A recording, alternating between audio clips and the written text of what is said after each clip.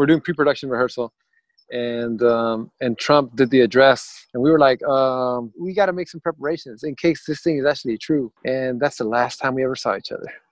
Actually, no. Was that the last time we were ever together in a room?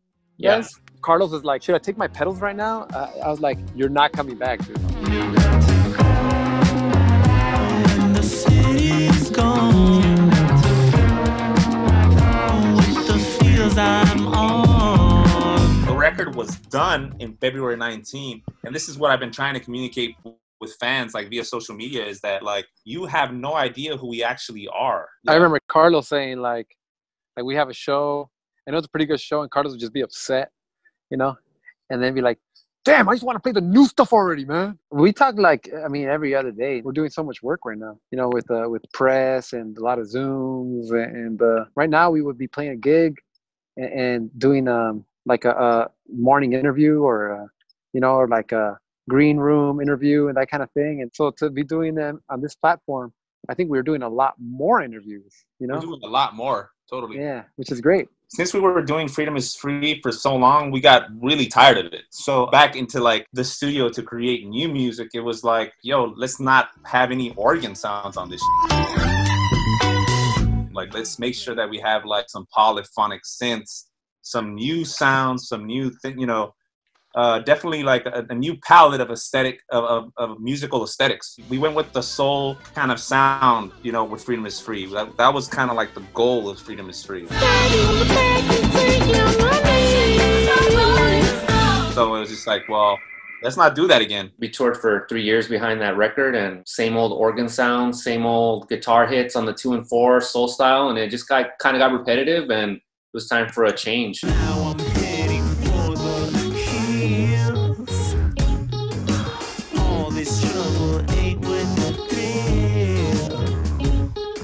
I think we're all excited about representing ourselves as who we are and letting the world kind of get a glimpse into what that feels like. We kind of just indulged in like a lot of West Coast influences that have been ingrained in us since we were kids. It makes me feel proud that people hear this album and they're like, this is from LA? This is what people are doing in LA? And going further, this is what 4 Latinos are doing in LA.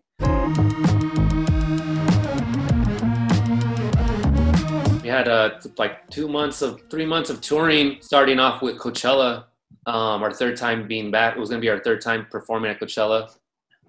And then there was talks of a European run in the fall. And yeah, that's all off the table now. So right now we're just trying to evolve with our social media platforms and trying to put other content out there that's relevant and also lets the audience see a different angle of us.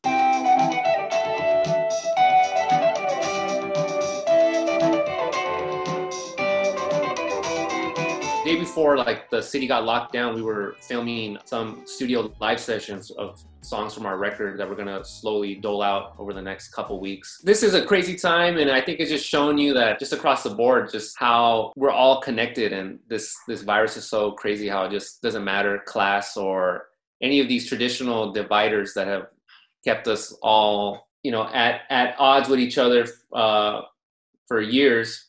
New forms of creativity is going to be like developed during these times, definitely, because this is going to make people get more human, you know, and think about like we're all in the same boat right now, and how can we just like overcome this? There's a lot of things on the list of inspirational little things that like open up the floodgates to other possibilities that you would never do because it just seems so mundane and you would not have time for it.